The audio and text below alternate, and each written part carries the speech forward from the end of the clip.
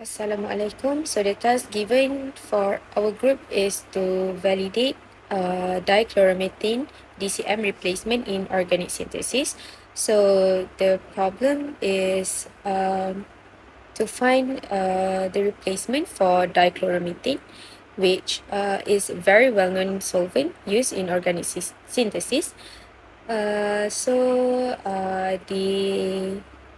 property constraints are given as here, the list of property constraints, and also we have the structural constraints, which is n minimum is 2, n is the number of groups, and also n maximum is 8, and the basis of set groups as per stated here.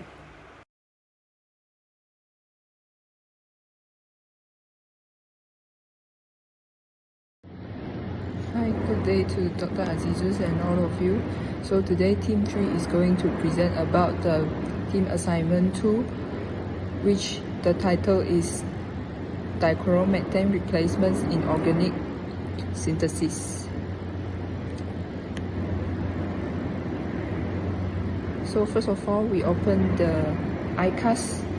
So the interface shows like this. So we keep Pro CamD, and then we will see this interface. So we will key in our title here first, which is DMC Replacement in Organic Synthesis. And then we will select those aspects listed in the book, which is we click on the non-temperatures dependent properties, and then we select for the properties in the books, which is the normal boiling point, normal melting point, the total solubility parameter, the log P octanol water, and also lastly the refractive index. Hi, good day to Dr. Azizus and all of you. So today Team 3 is going to present about the team assignment 2, which the title is Dichloromethane Replacements in Organic Synthesis. So first of all, we open the ICAS. So the interface shows like this. So we keep Pro CamD. Okay, now we are going to set the constraints. So first of all, we will set for the property constraints. So firstly, it is stated that the normal boiling point should be in between 325 and also 425. So first click on the normal boiling point and then uncheck the goal, and we set minimum at 325 and maximum at 425. And then for normal melting point, it is stated that it must be greater than 250. So we uncheck the max and also the goal and set 250 for minimum value. And for total solubilities, it should be between 16 and also 19. So we uncheck the goal and substitute minimum for 16, and also maximum value is for 19. Right? And then for log P, it must be greater than 1. So we uncheck the maximum and also the goal, and then we type 1. For refractive index, it must be greater than 1 also, and then uncheck the maximum and goal, then substitute 1 for minimum. Okay, so this is for the property constraints. Next, we will go for the structural constraints. Firstly, we click on the general problem control and select the acyclic compounds and also generic isomers. So for the pre-selection, we need to select those compounds with CH and O. So here we have to select on generic alcohols, ketones, aldehydes, esters, and also ethers. So at the selected group below here, we can see that it is the same as inside the textbook. So then we have to go to the extents problems controls to set the minimum number of groups and also the maximum number of groups. Before you going further, we have to go to the perform database and click on the uh, checkbox there. Also, we have to save these programs.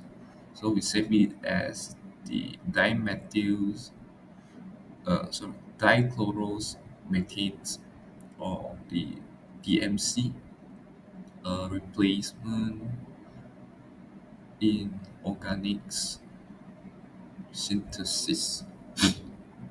Then you click on save. Then we can click on the go to generate. So it generates total of the compound, which is 2691, and for those decibels is hundreds 87, which showing here is slightly different from the textbook. And mm,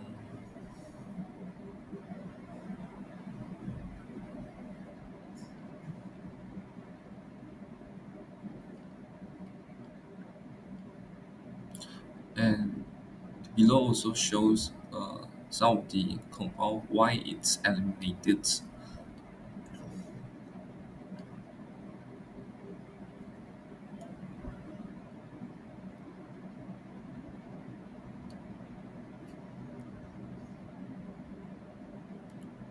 So it will generate those decibels compound here. So to make the table like 4.17 table, we click short, then we save the file. As we can see, we save the file as a DMC file. Then we click save